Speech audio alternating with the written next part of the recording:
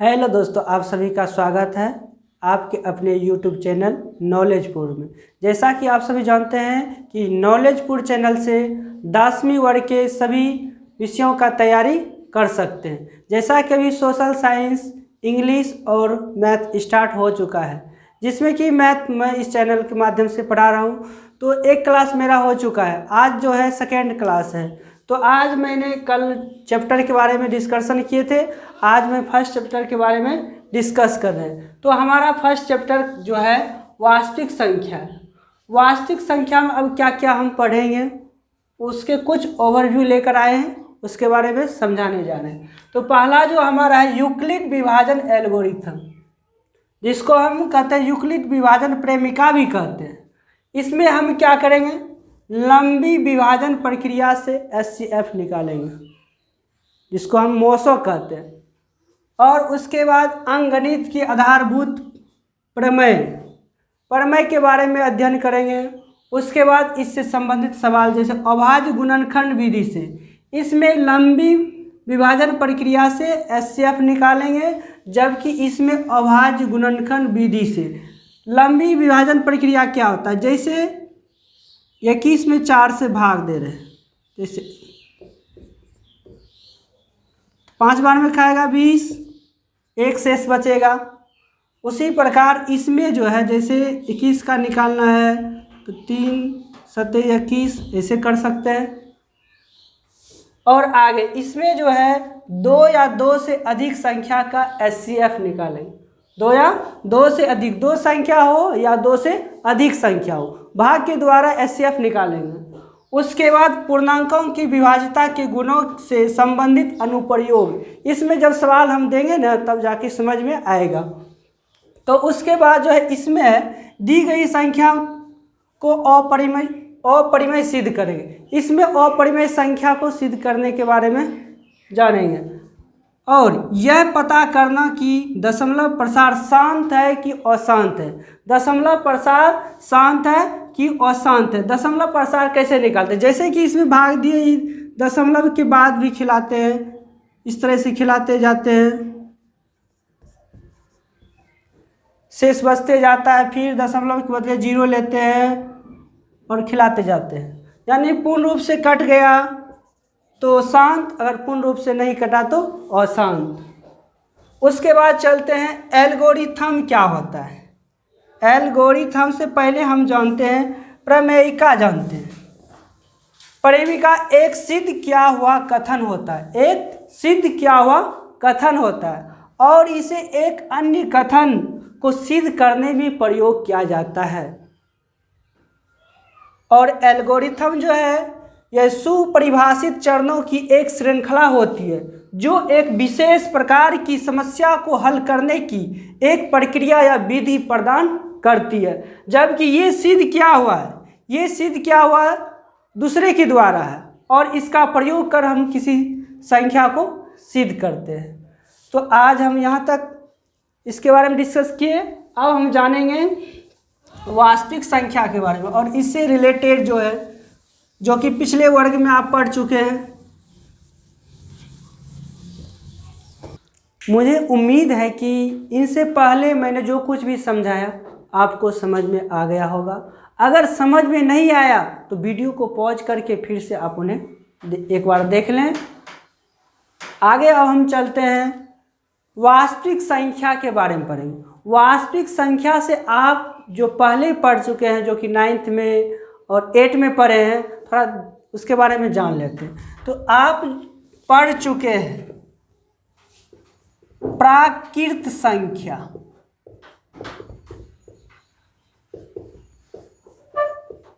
आप प्राकृत संख्या के बारे में पढ़ चुके हैं, जिसे हम नेचुरल नंबर कहते हैं और कैपिटल N से सूचित करते हैं। अब प्राकृत संख्या होता क्या है, गिनती की संख्या, जैसे 1 2 3 4 5 ये चलता रहेगा अनंत तक। ये हो गया गिनती की संख्या को हम प्राकृत संख्या कहते हैं। इसके बाद जो आता है वो है पूर्ण संख्या।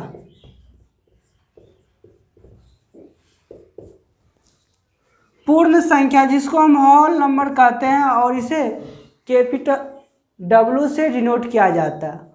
होल नंबर क्या होता है, पूर्ण संख्या क्या होता है? यदि गिनती की संख्या में 0 को शामिल कर देते हैं तो हमें पूर्ण संख्या प्राप्त होता है। जैसे 0, 1, 2, 3, 4 चलता रहेगा। ये हो गया पूर्ण संख्या। उसके बाद आप पढ़ चुके हैं पूर्णांक के बारे में, जिसको हम इंटीजर कहते हैं लेकिन इसको Z से डिनोट करते हैं। पूर्णांक को इंटीजर कहते हैं लेकिन Z से डिनोट करते हैं। अब देखिए पूर्ण संख्या पढ़ चुके हैं। यदि पूर्ण संख्या में ऋणात्मक संख्या को भी शामिल कर देते हैं तो हमें पूर्णांक प्राप्त होता है। जैसे 0, 1, 2, 3, 4 ये चलता रहेगा। ये प्लस में है, इधर अगर हम माइनस में ले लेते हैं 1, -2, -3, -4 इधर चलता रहेगा तो ये हमें पूर्णांक प्राप्त होता है। इसमें भी ये जो संख्या है ये धनात्मक संख्या है, ये धनात्मक संख्या है और ये जो है ये ऋणात्मक संख्या।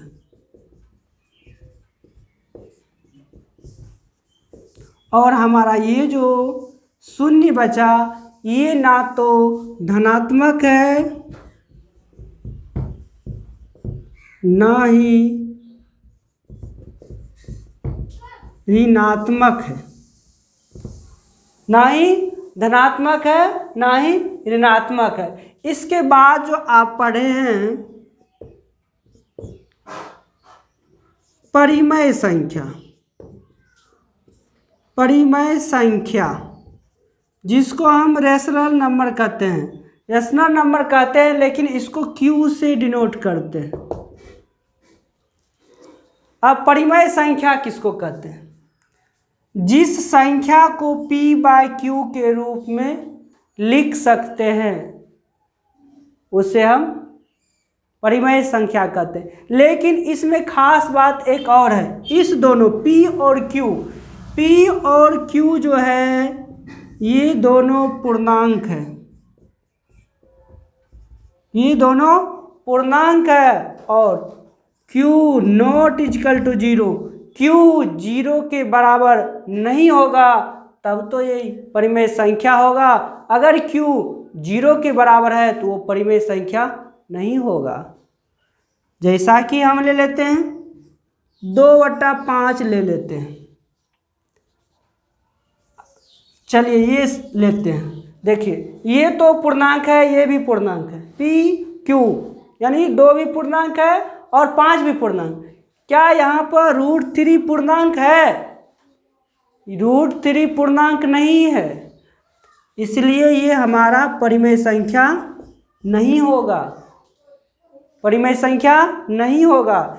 इसमें जैसा कि हम ले लेते हैं 2/5 को हम अगर पॉइंट ले लेते हैं 0.5 ले लेते हैं, 0.5 भी परिमेय संख्या है। अगला जो संख्या है वो है अपरिमेय संख्या।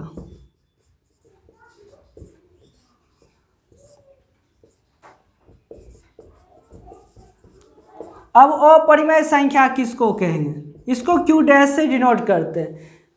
अब जिस संख्या को P/Q के रूप में नहीं लिख सकते हैं उसे अपरिमेय संख्या कहते हैं। जैसे √3, पाई भी अपरिमेय संख्या है, जबकि पाई का मान 22/7 होता है। 22/7 परिमेय संख्या है, लेकिन पाई का मान जो है एग्जैक्टली 22/7 नहीं होता है, इसको लगभग में अप्रोक्सीमेटली माना गया है कि 22/7 होता है। पाई अपरिमेय संख्या है। अब जिन संख्या का दशमलव प्रसार के बारे में आगे पढ़ेंगे, दशमलव प्रसार जो निकालें, जैसे 10/3 है, अगर 10 में 3 से भाग देते जाएंगे तो 3.3.3.3 आते रहेगा, तो ये परिमेय संख्या नहीं है, ये अपरिमेय संख्या का ही एग्जाम्पल है। तो इसके बाद जो हम पढ़ेंगे, हमारा जो आज का चैप्टर है वास्तविक संख्या। वास्तविक संख्या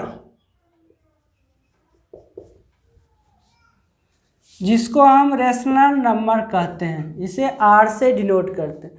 तो वास्तविक संख्या किसे कहते हैं? वास्तविक संख्या जो है ये परिमेय संख्या और अपरिमेय संख्या के संग्रह को वास्तविक संख्या कहते हैं। इसमें वो परिमेय संख्या भी आ जाएगा और अपरिमेय संख्या भी आ जाएगा, दोनों मिलकर वास्तविक संख्या का निर्माण करते हैं। अब हम इससे रिलेटेड कुछ क्वेश्चन करेंगे।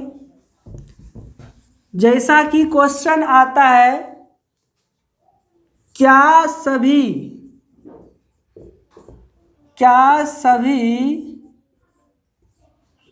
परिमेय संख्या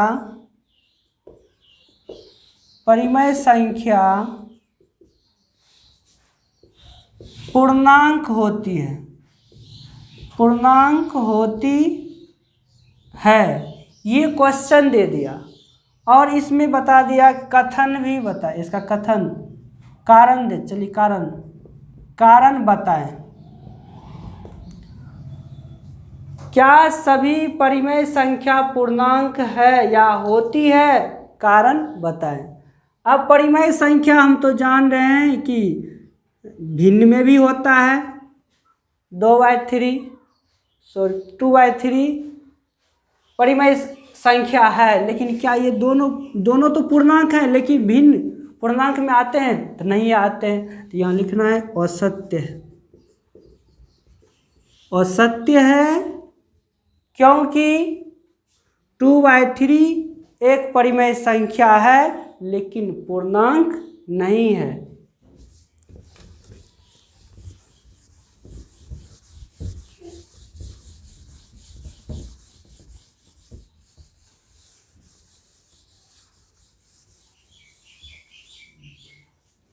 जैसा कि क्वेश्चन रहेगा, क्या सभी प्राकृत संख्या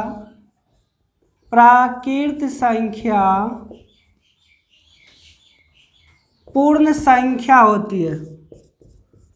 पूर्ण संख्या होती है। तो आप लोग बताइए क्या होगा?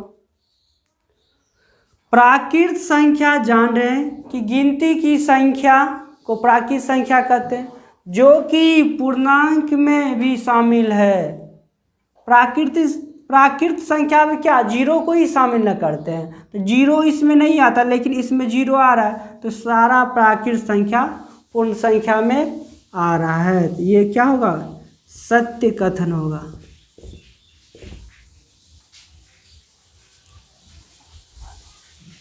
और फिर से बोले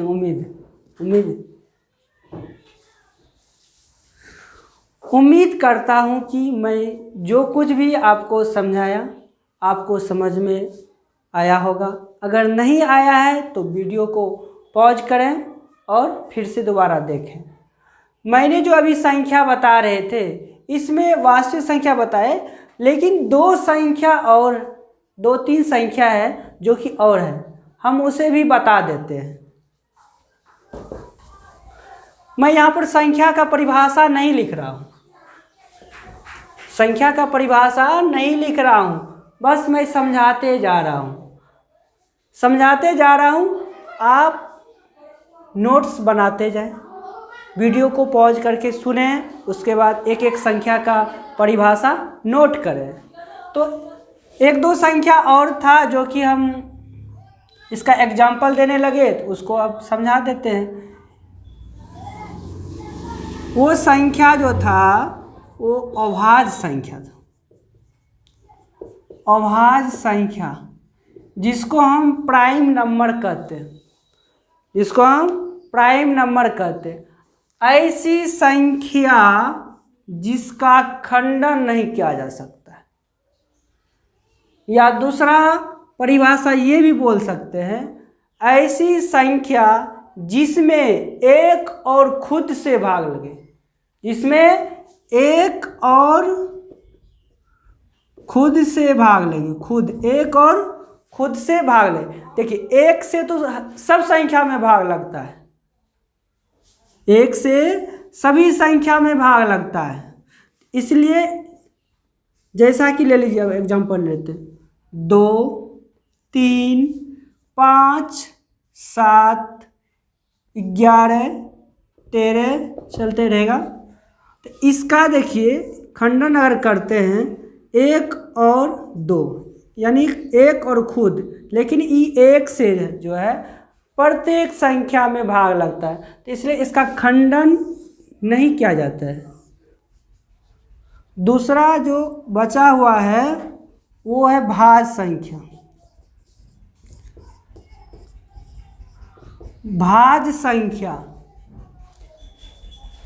भाज्य संख्या का परिभाषा जो होगा, ऐसी संख्या जो एक और खुद के अलावा अन्य से भी विभाज्य हो। एक और खुद के अलावा अन्य से भी विभाज्य हो। जैसे कि 4 लेते, 4 में देखिए 1 से लग रहा है, 2 से लग रहा है, 4 से लग रहा है, तो ये क्या हो गया? भाज्य संख्या। 4 हो गया, 6 हो गया, 8 हो गया, 10 हो गया, 12 हो गया, 15 हो गया, इस तरह से चलता रहेगा। अब यहाँ पर ये क्या गुणनखंड, थोड़ा गुणनखंड के बारे में हम समझा देते हैं। ये गुणनखंड जो है, गुणनखंड क्या होता है। अब मान लीजिए कोई संख्या है, कोई संख्या 4 ली, अब इस संख्या में जिस से भाग लगेगा, जिस संख्या से भाग लगेगा वही गुणनखंड कहलाएगा। जैसे 1 हो गया, 2 हो गया, 4 हो गया, यही जिनसे भाग लगता है पूरा पूरा वही गुणनखंड कहलाता है। तो मैं आज यहीं तक रखता हूँ। कल जो स्टार्ट करेंगे एक्सरसाइज 1.1 करेंगे। एक्सरसाइज 1.1 स्टार्ट करेंगे। उम्मीद करता हूँ कि आपको जो कुछ भी मैं आज समझाया हूँ समझ में आ गया होगा। अगर समझ में नहीं आया है तो वीडियो को पॉज करके देखें दोबारा, और अगर समझने में जहाँ पर अगर कठिनाई हुआ हो तो आप कमेंट बॉक्स में कमेंट कीजिएगा, ताकि मैं आने वाले क्लास में अच्छी तरह से सुधार सकूं और बेहतर ढंग से आपको समझा सकूं।